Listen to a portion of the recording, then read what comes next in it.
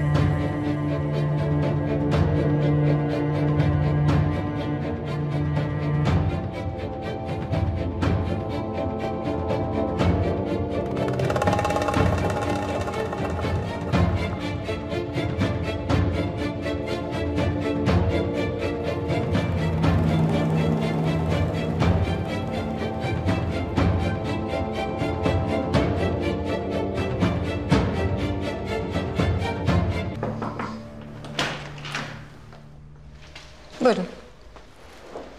Aa, Fatma Hanım değil mi? Hoş geldiniz. Merhaba. Buyurun lütfen.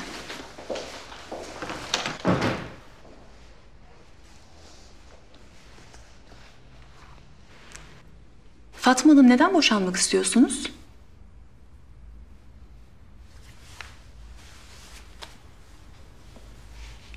Olmuyor işte. Peki eşiniz, o da boşanmak istiyor mu? Anlıyorum. Anlaşmalı bir boşanma olacak bu. Peki öyleyse ben hemen bir vekaletname hazırlatıyorum.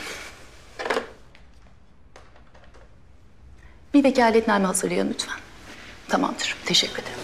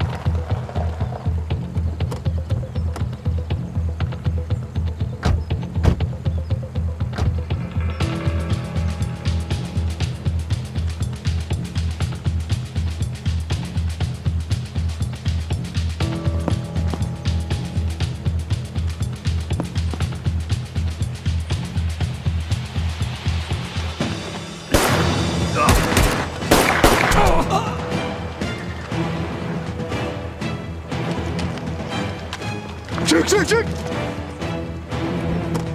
Ne oluyor ya? Seni kurtarmaya geldik. Kim dedi sana beni kurtar diye? Seni infaz edeceklerdi. Ya saçmalama, ben hayatımla beni yapmak üzereydim. Avcı ne diyor oğlum bu kız? Komutanım şok geçirdi galiba, saçmalıyor. Hadi gidiyoruz. Ne yapıyorsun ya? Bıraksana.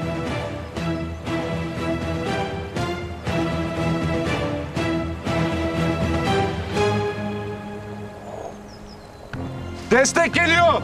Bir bu eksik ya. Sin.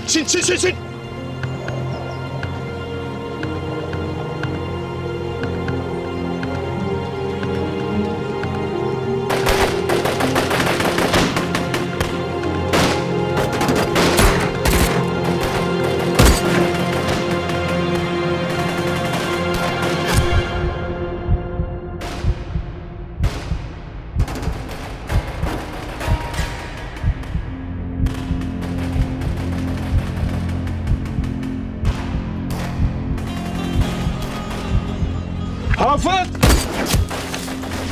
Hafız! Hafız!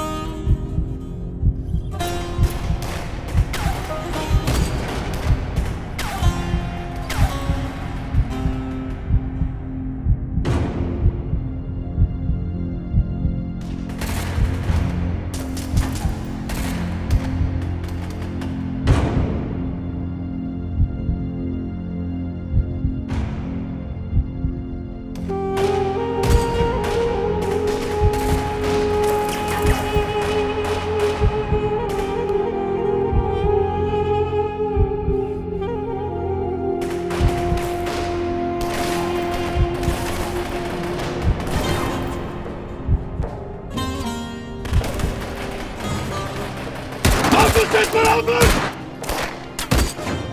Hafız! Abi ses ver!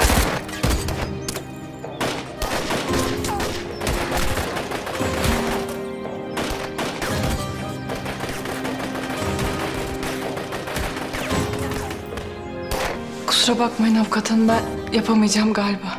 Nasıl yani, anlamadım. Ben kocamı seviyorum. Kusura bakmayın ne olur.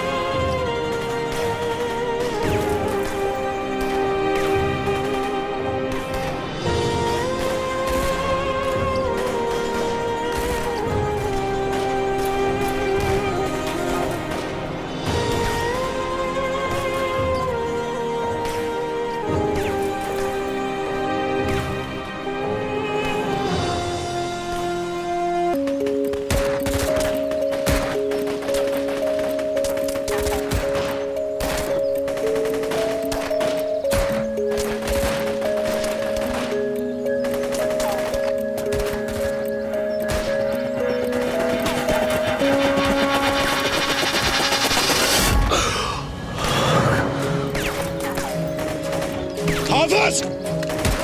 Dayan Hafız, dayan! Hafız dayan Hafız! Dayan ne olur! Hafız'ı oradan almamız lazım!